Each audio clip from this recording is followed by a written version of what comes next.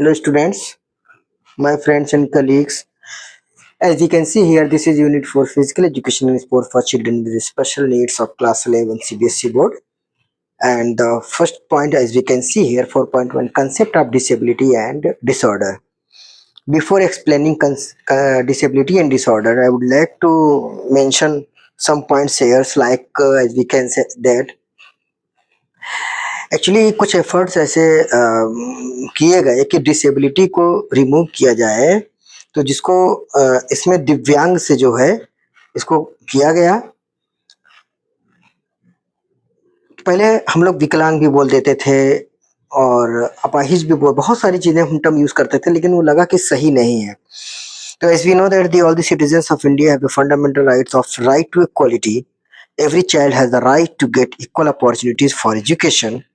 On the basis of this equality, it is the duty of the government to provide equal opportunities for all the children, even if a child is a divyang, so that he can develop well.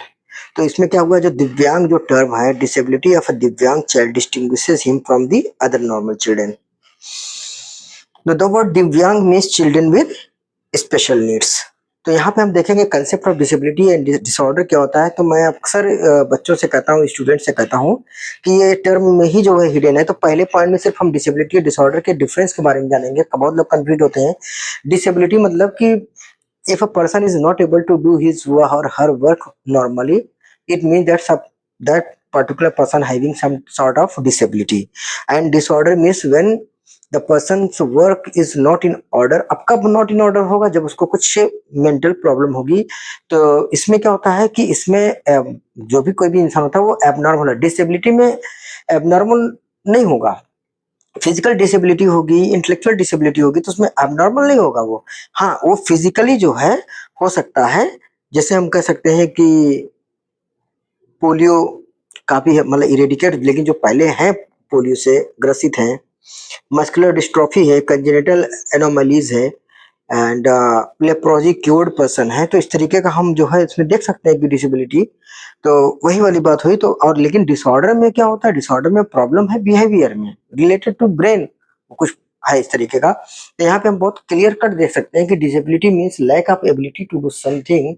means कि if you see the definition of the WHO, meaning of the WHO which is given in 1976, disability reflects the consequences of impairment. यानी कि disability क्या reflect करता है कि कैसा result, जो impairment है, जो कमी हो गई है किस चीज में, फिजिकली.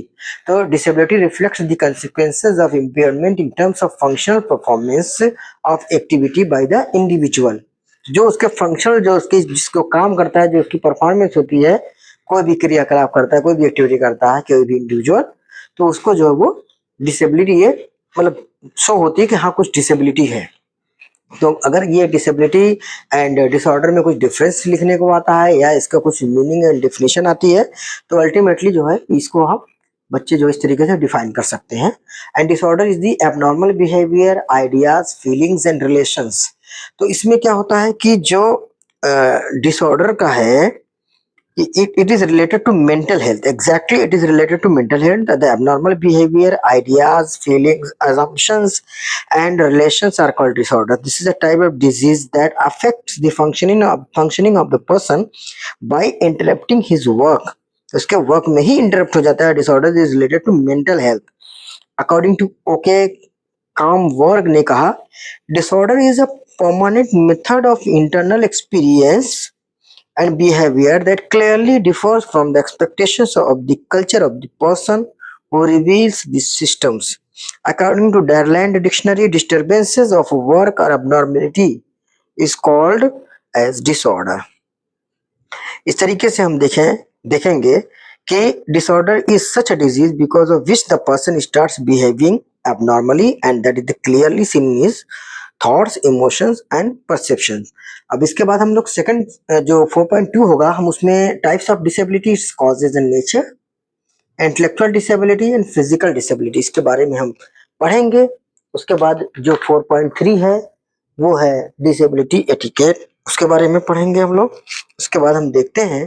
तो मैं इसमें बस एक थोड़ी सी बात अपनी जोड़ के इसको कंक्लूड करूंगा इस टॉपिक को, इस वीडियो को, इस ब्लॉग को, कि डिसेबिलिटी एंड डिसऑर्डर में बहुत ज्यादा फर्क है। डिसेबिलिटी हम टोटली हम जान रहे हैं कि वो पर्सन जो है एबनॉर्मल नहीं होगा, बिल्कुल नॉर्मल होगा। तो डिसेबिलिटी तो इस वजह से हुई ना कि intellectual disability, physical disability. Physical disability के बहुत सारे रीजन हो सकते हैं, but disorder disorder is clear लिखा हुआ है कि जो डिसऑर्डर्ड पर्सन होता है उसका बिहेवियर एबनॉर्मल होता है, उसके आइडियाज कुछ अजीब से होते हैं, उसकी फीलिंग्स कुछ अजीब सी होती हैं, और रिलेशंस बहुत अच्छे लोगों से नहीं होते हैं, या वो बैलेंस नहीं कर पाता है, मेंटेन नहीं कर पाता। तो इस तरीके से जो है मैं इस वीडियो को कंक्लूड करके, और इसके बारे में मेरा जो है कुछ और भी वीडियोस हैं डिसेबिलिटी डिसऑर्डर के बारे में कि इसमें डिफरेंस क्या है, और आगे भी इसके बारे में डिटेल्ड वीडियो आप लोगों को मिलेगी, बहुत कुछ जानने को मिलेगा आप लोगों को। तो इस तरीके से जो है हम ये देखते हैं कि ये जो है डिसेबिलिटी